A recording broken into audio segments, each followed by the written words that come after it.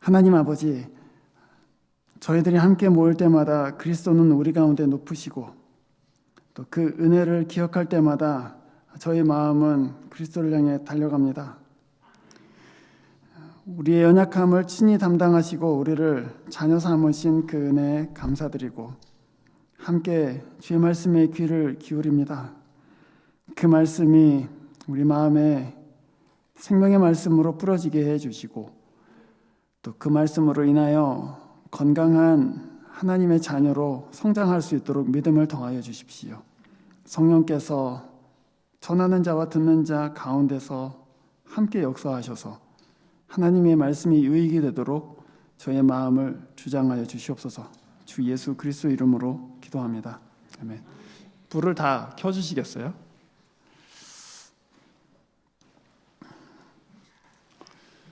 네.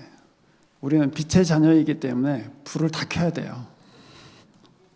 이쪽으로 왜 더 끄고 그래? 다 켜주세요. 네, 다 스위치 다. 전부 돌려주세요. 네.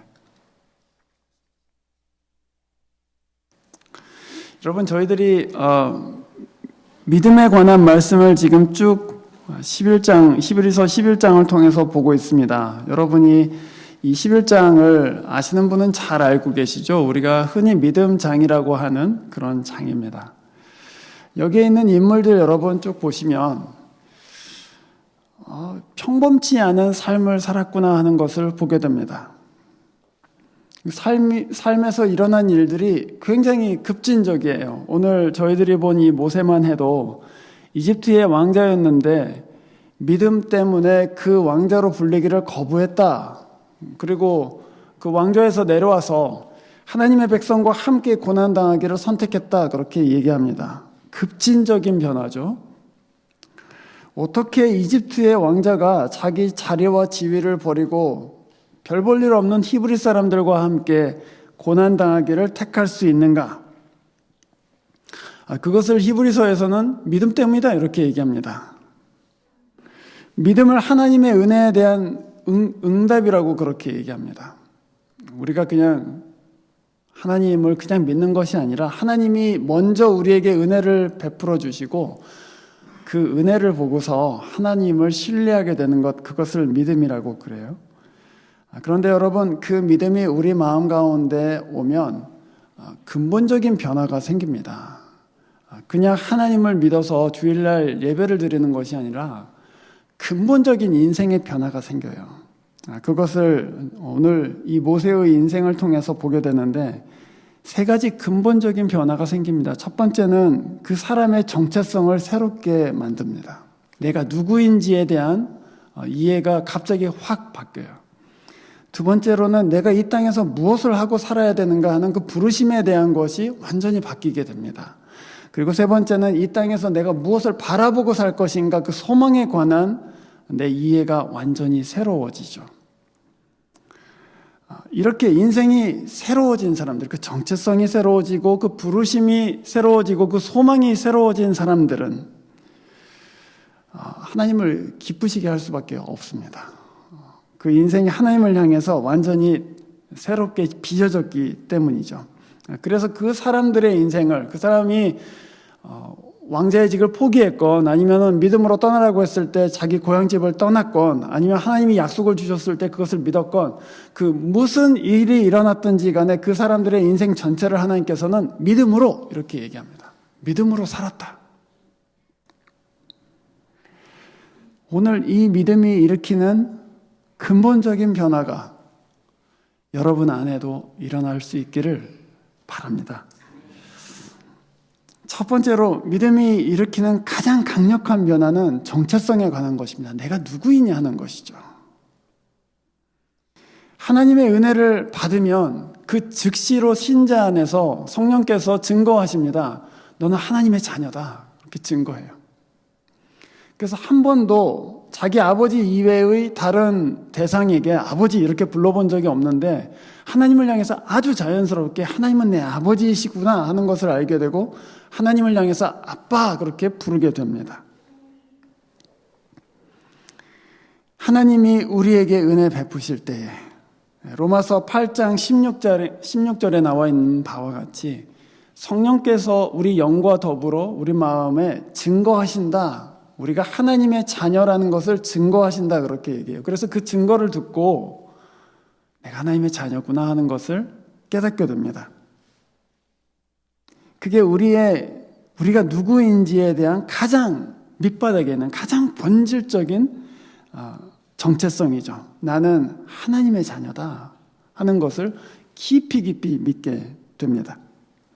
그런데 여러분, 우리가 하나님의 자녀라는 것을 받아들이면 받아들일수록, 그리고 그것을 우리 인생의 가장 밑바닥에 있는 기초로 우리가 그것을 놓으면 놓을수록 이전에 있던 정체성을 같이 가지고 살 수는 없구나 하는 것을 알게 됩니다. 충돌하게 돼요. 오늘 본문 24절에서 이렇게 되어 있습니다. 믿음으로 모세는 공주의 아들이라 불리기를 거절했다. 이렇게 되어 있습니다. 믿음을 가지고 나서 하나님이 나를 자녀로 삼으셨구나 하는 것을 깊이 깨닫고 나서 내가 더 이상 이집트의 왕자로 불릴 수는 없다는 것을 알게 됐다는 거예요. 그래서 그를 거절했다는 것입니다. 자기의 아이덴티티, 하나님의 자녀라는 그 정체성하고 내가 지금 이 사회에서 받은 그 아이덴티티 정체성, 애굽의 왕자라는 것이 서로 양립할 수 없다는 것을 알고 한편을 버렸다는 것입니다. 거절했대요. 사실 우리의 인생을 생각해 보면은 우리는 다 애굽의 왕자 같은 지위에 오르는 것을 바라지 않았습니까? 우리는 다 높아지기를 원하죠.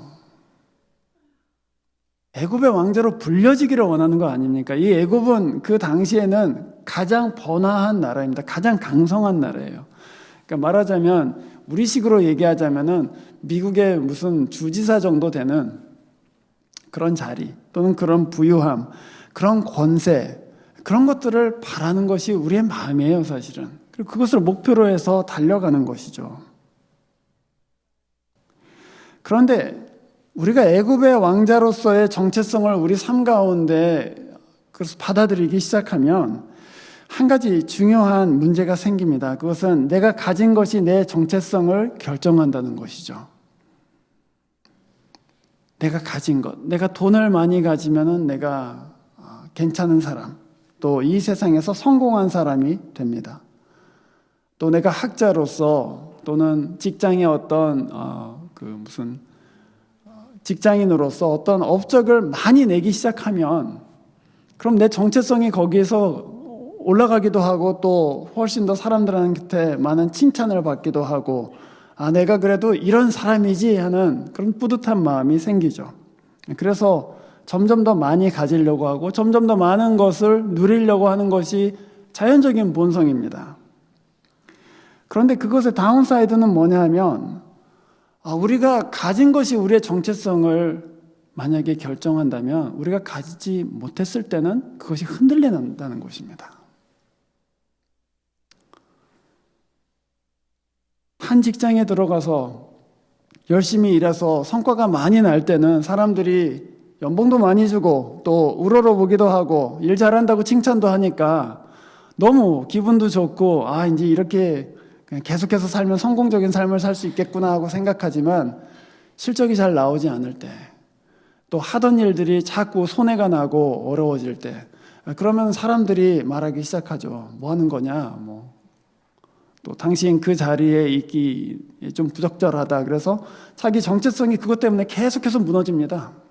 학생들도 마찬가지고 학생들은 성적표에 A가 점점 사라지면서 나는 학생이 아닌가 보다. 나는 학생으로서는 꽝인가 보다 하고 정체성이 무너지기 시작해요.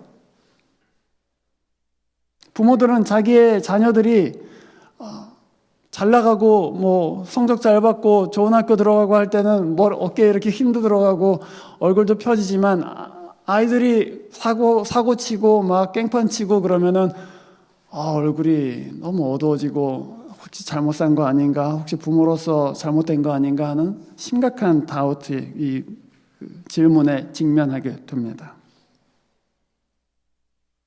내가 가진 것이 내 정체성을 공고히 하기 시작하면 그것이 사라질 때는 반드시 흔들릴 수밖에 없지요. 그런데 믿음이 오면 하나님의 자녀란 것을 우리가 그 예수 그리스도의 계시 가운데서 우리가 받아들이면 하나님이 내가 아무것도 하지 않았는데, 내가 하나님을 위해서 진짜 이만큼도 한 것이 없는데 그분이 먼저 나를 위해서 자기 아들을 보내시고, 그리고 심지어는 내가 태어나기 이전부터 나를 마음속에 품으시고 나를 자녀라고 불러주셨구나. 그것을 믿으면 얼마나 그것이 기쁘고 감사한지.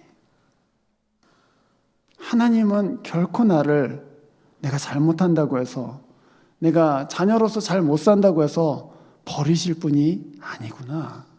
그것을 깊이 알게 되죠.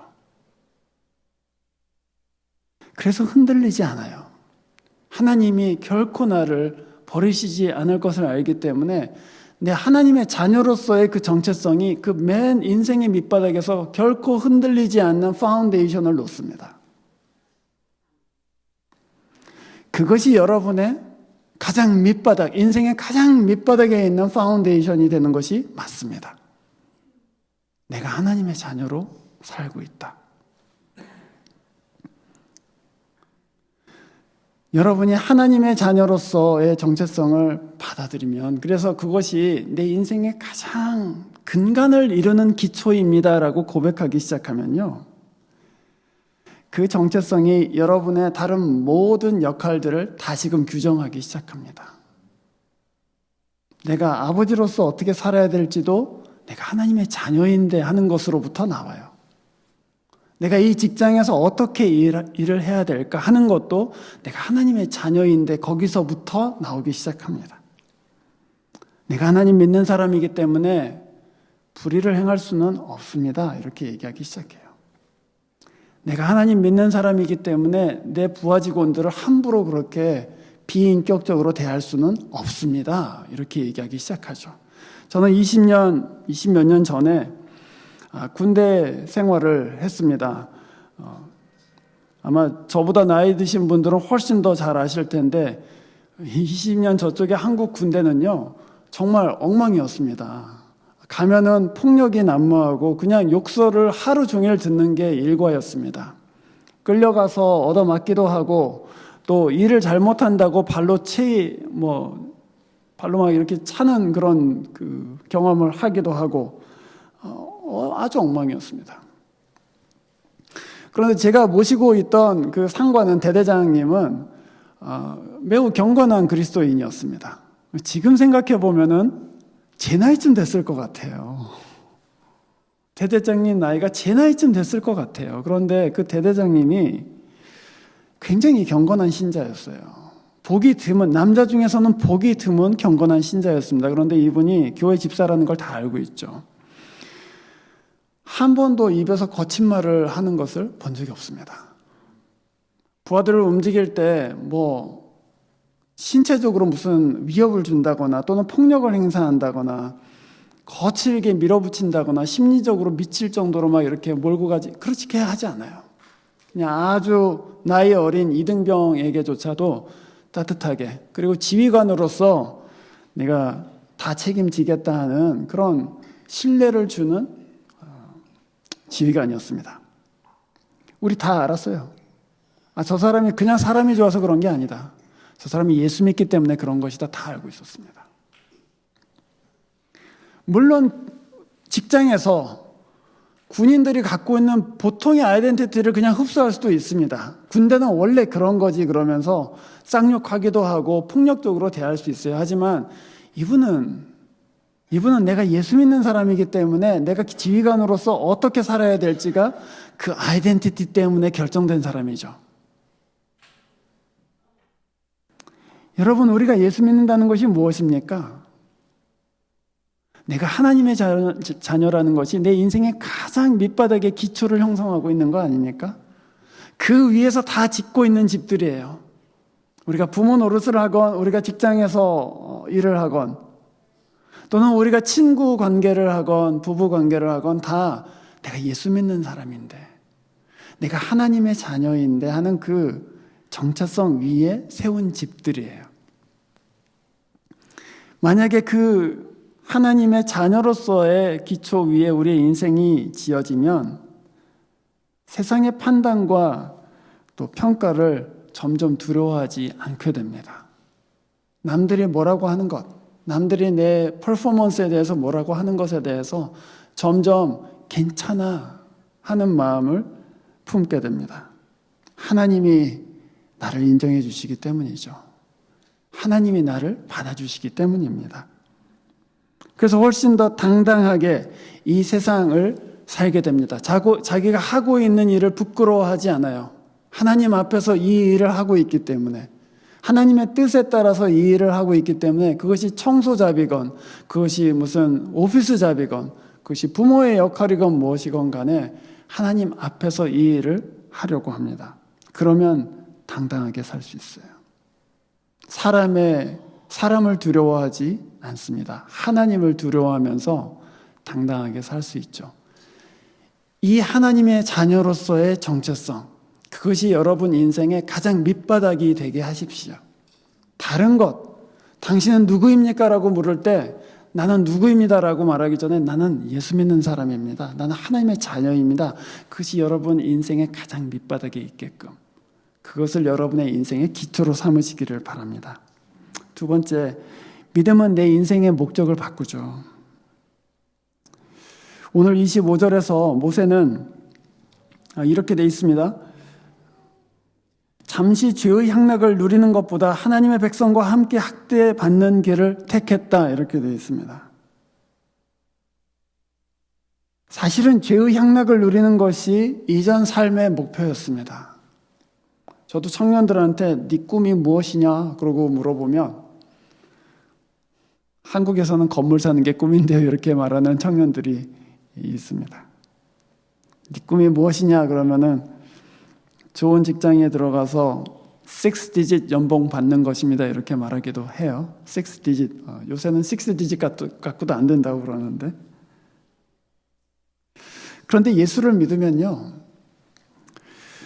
내가 하나님의 자녀이고 또한 하나님께서 나를 영원 전부터 부르셨구나 하는 것을 깨닫게 되면 내 인생이 내 자신만을 위한 것이 아니라는 것을 직감적으로 알게 됩니다.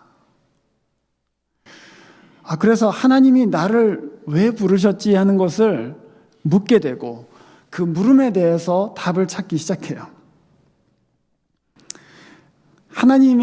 하나님께서 나를 부르셨다면 그것이 두 가지의 변화를 우리 삶에 가져오는데, 하나는 자기 중심적인 삶에서 벗어나게끔 합니다. 나만 생각했었잖아요.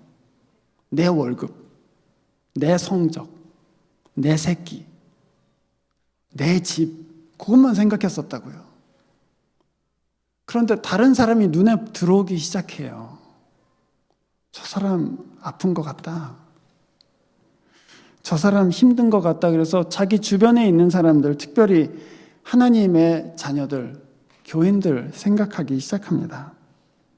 두 번째로는 이 세상의 짧은 즐거움들에 대한 맛이 점점 떨어집니다. 그거 아무것도 아닌데. 그래서 영원한 영광을 위해서 오늘 이 사람들과 함께 고난받아야지 하는 믿음에 이르게 됩니다. 자기의 욕망이 아닌 하나님의 부르심을 추구합니다. 그래서 모세는 그 길을 선택했다, 이렇게 돼 있죠. 25절에 하나님의 백성과 함께 학대받는 길을 택했다, 이렇게 되어 있습니다. 믿음으로 그 길을 선택했다.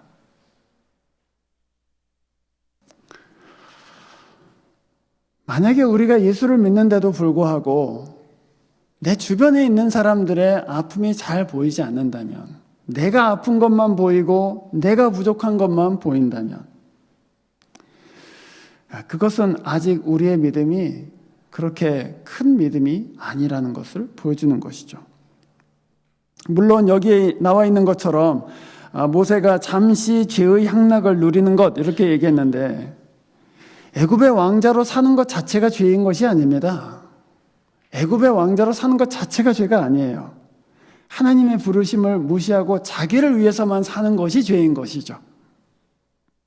그래서 복음은 우리 중심적이었던 우리의 마음, 우리의 시야로부터 우리를 해방시켜서 내 주변에 있는 사람들을 보게 하고 내 주변에 있는 아픔들과 고통들을 느끼기 시작해요.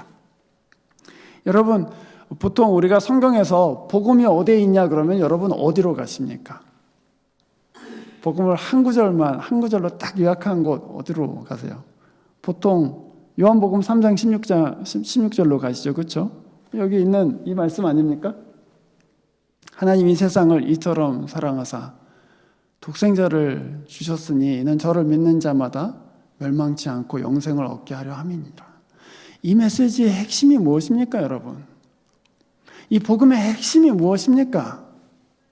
하나님의 아들이 자기 자신만 생각한 것이 아니라 우리를 생각했다, 그거 아닙니까? 그가 우리의 곤경을 보시고 하나님의 아들은 아무것도 부족함이 없는 분인데 그가 우리의 곤경을 보시고 그 곤경이 마치 자기 것인 것처럼 그것을 아프게 느끼시고 자기를 우리에게 주셨다. 그것이 이 메시지의 핵심이죠. 그분은 애굽의 왕자 모세, 그가 그 자리에 앉아서 자기 자신만을 즐거워하면서 살던 그런 것이 아니라 믿음이 들어왔을 때 자기 백성을 위해서 고난받는 길을 택하셨듯이 우리의 주 예수 그리스도께서는 그거보다도 훨씬 아무 죄가 없으신 분인데, 그리고 그것을 누리시기에 합당하신 분인데도 불구하고 우리의 곤경을 자기의 곤경처럼 생각하셔서 오셨다. 그것입니다. 그것이 우리가 받은 복음의 핵심이죠. 자기만 생각하지 않고 우리를 생각하셨다. 그런데 이 복음을 받아들이는 사람들한테 성경은 이제 이 복음을 진짜 믿으면 우리는 마땅히 이렇게 해야 된다 하는 것이 조금 건너뛰어서 요한 1서 3장 16절에 나와 있습니다. 외우시기 쉬우시죠? 하나는 요한복음 3장 16절, 두 번째는 요한 1서 3장 16절입니다. 같이 읽어보겠습니다. 그리스도께서 우리를 위하여 자기 목숨을 버리셨습니다. 이것으로 우리가 사랑을 알게 되었습니다. 그러므로 우리도 형제 자매를 위하여 목숨을 버리는 것이 마땅합니다. 사랑이 뭐라고요? 자기 목숨을 다른 사람에게 주는 것이 사랑이다. 그것을 보고서야 비로소 사랑이 무엇인지를 알게 됐다. 그래서 요한 사도는 이 편지의 수신자들한테 그러므로 우리도 이 사랑을 받았기 때문에, 그리스도의 이 사랑을 받았기 때문에 우리도 우리 자신만을 생각하는 것이 아니라 형제 자매를 위해서 목숨을 버리는 것이 마땅합니다.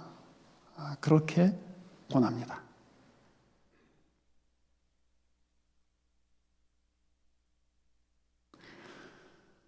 목숨을 줄 수 있는 사람이 얼마나 될까요? 그렇죠? 사실 우리 인생의 목적은 사실 이 말씀에 의하면 그리스도께서 너를 위해서 목숨을 주셨으니 너도 목숨을 주는 것이다 하고 요약할 수 있습니다.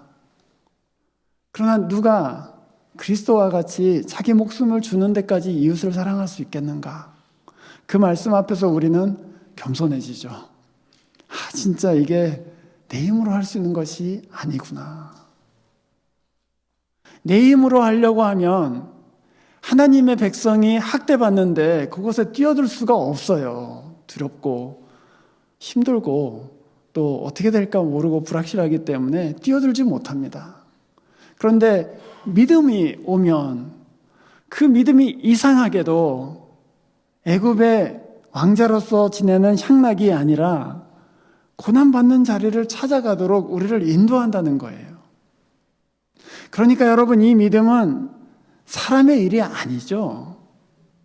이 믿음은 하나님께서 주신 것입니다. 이 믿음은 축복이에요, 사실은.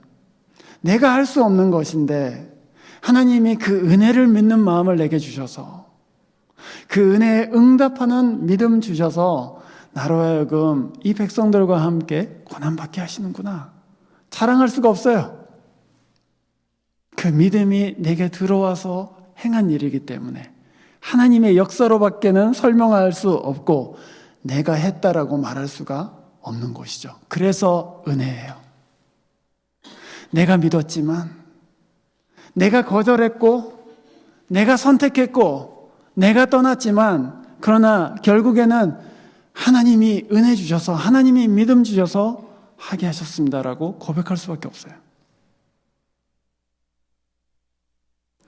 오늘 26절에서 모세가 한 일을 다시금 이렇게 얘기했습니다. 모세는 그리스도를 위하여 받는 모욕을 이집트의 재물보다 더 값진 것으로 여겼다, 이렇게 얘기했어요. 그 앞절에서는 24절에서는 25절에서는 하나님의 백성과 함께 학대받는 것 이렇게 얘기했는데, 바로 그 다음 절에서는 그리스도를 위하여 받는 모욕 이렇게 얘기했습니다.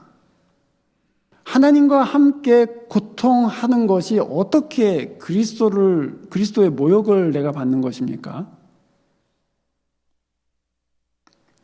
여러분에게 장애인 아들이 하나 있다고 생각해 보십시오. 장애인 아들.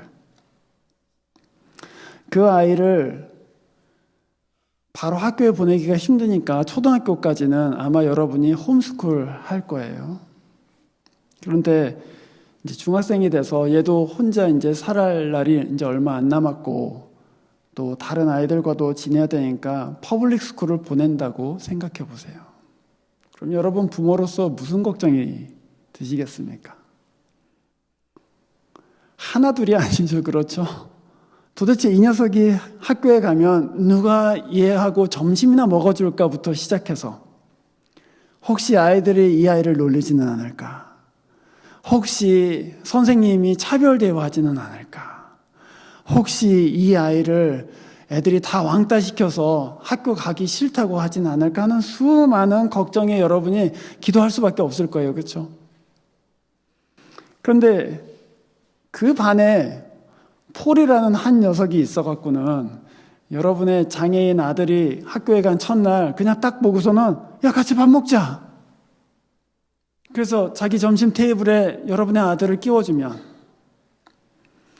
농구하는데 농구공 잡을 수 있도록 볼을 패스해주면, 다른 아이들이 놀리려고 할 때 그러지 마 그러고서는 보호해준다면, 그것은 물론 그 폴이라는 아이가 여러분의 아들한테 한 일이지만 여러분은 아마 자기한테 한 거라고 느끼실 것입니다. 내 아들이니까.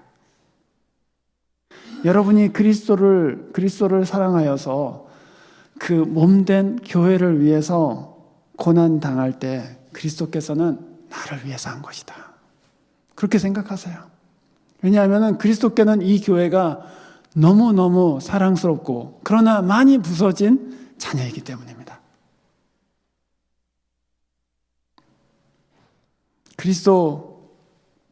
그리스도의 몸된 교회가 아플 때, 또 고난 당할 때 그 교회와 함께 고난받기를 원하는 사람들, 그 사람들은 사실은 그리스도를 섬기는 사람들입니다. 그리스도의 고난에 동참하는 것이죠.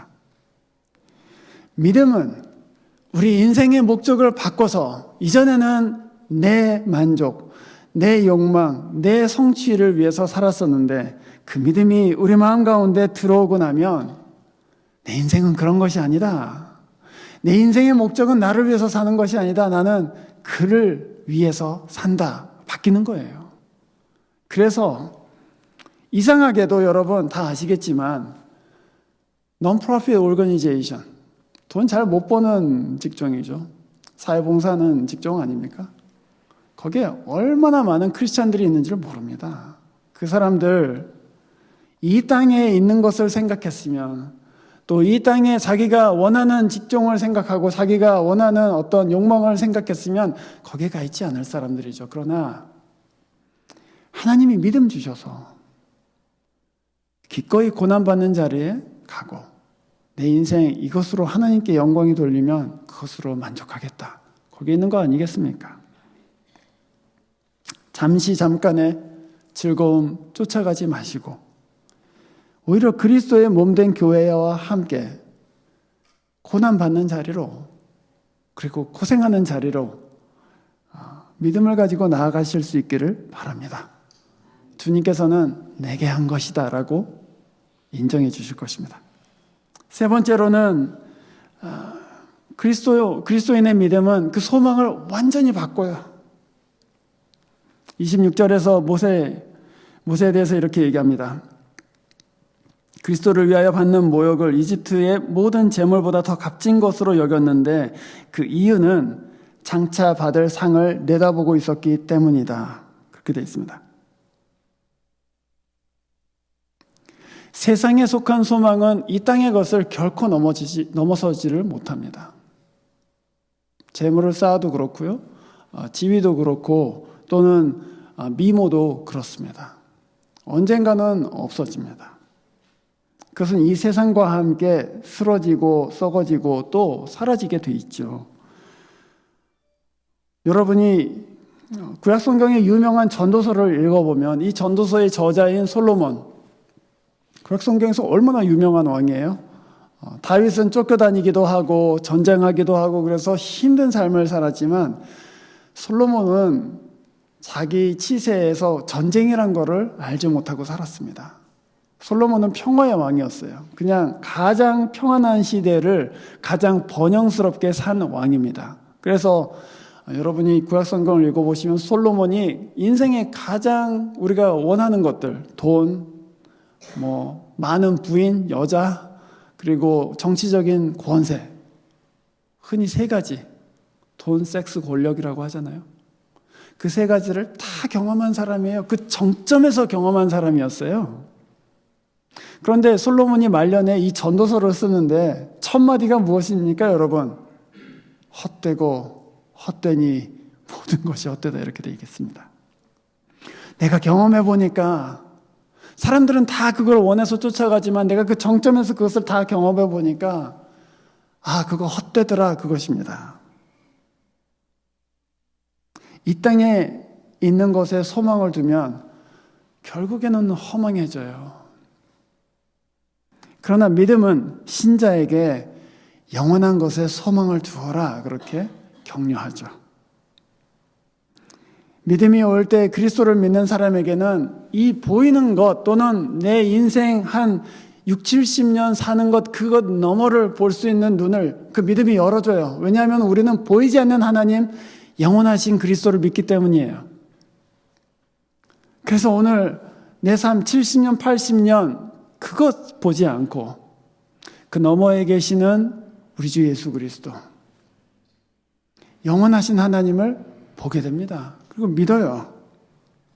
그가 우리에게 상 주실 것이다 하는 것을 믿게 됩니다. 마음이 넓어지고 조급해지지 않습니다. 내가 이렇게 살아도 하나님 앞에 내가 믿음 가지고 살겠다.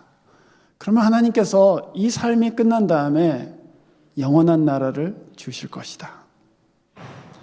여러분 그 소망 없이 어떻게 그리스도인으로 삽니까? 이 세상에서. 그렇잖아요?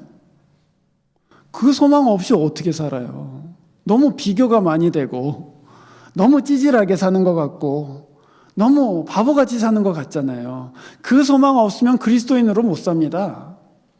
하나님이 마지막에 우리를 심판하실 때 내가 믿음으로 산 것을 인정해 주실 것이다.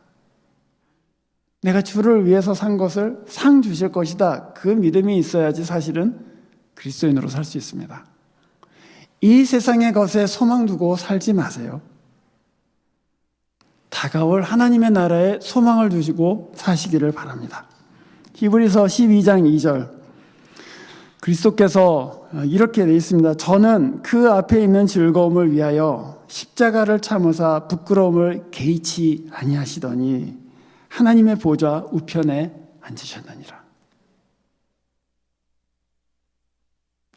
십자가의 고난이 눈앞에 있는데 그리고 그 십자가를 왕이 져야 된다는 부끄러움이 그 앞에 있는데 그거 보면 십자가 못 집니다, 여러분. 그러나 그 뒤에 오는 즐거움을 보시고 그것을 개의치 않으셨다. 그게 신자가 가지는 담대함입니다.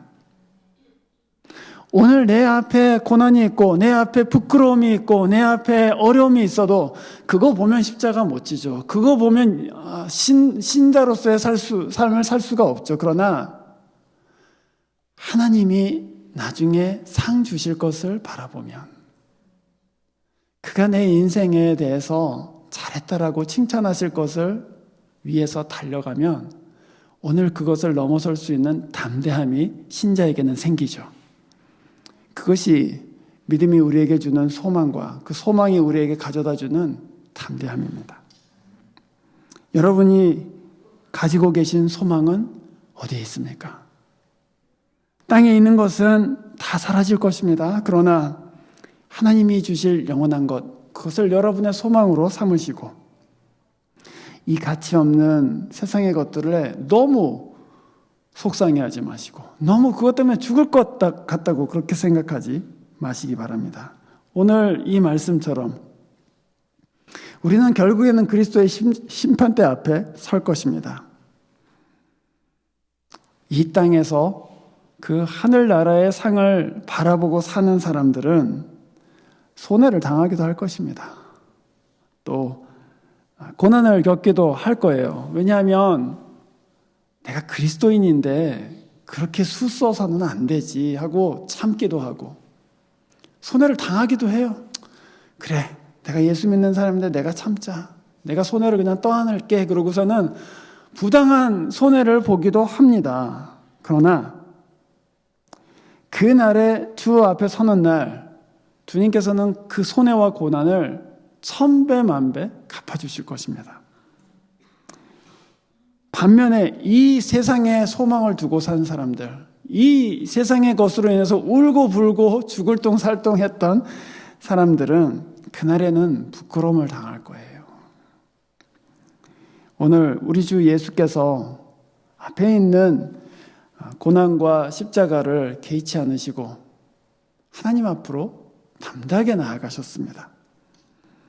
그 소망을 우리도 함께 품을 수 있기를 바랍니다. 그리고 그 십자가를 지고 우리 앞에서 이미 그 길을 여신 하나님, 우리로 하여금 그래도 예수께서 걸으셨던 그 가시밭길이 아닌 그가 이미 닦으신 길, 그 길로 갈 수 있도록 길을 먼저 여신 우리 주 예수 그리스도를 따라서 이 시대의 믿음을 지키실 수 있기를 바랍니다. 그러면 마지막에 마치 우리 주님이 십자가를 지시고 보좌 우편에 앉으신 것처럼 우리 하나님께서 우리를 그 보좌 우편에 앉혀주실 것입니다. 기도하겠습니다.